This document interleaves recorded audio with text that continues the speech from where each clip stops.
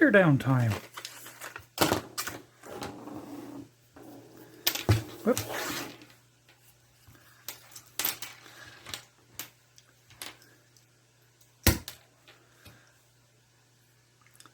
Little wire in here, bounces about, makes a contact, lights that up with 3 batteries.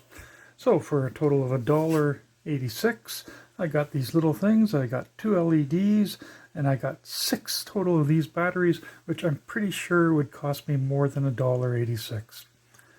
Okay, that was a very fast teardown. So I'll toss in a second teardown. We have one of these. It's an air purifier. Not likely. And that's it.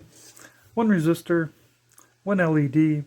I gave it the banana test, and this thing won't even turn a banana the other color.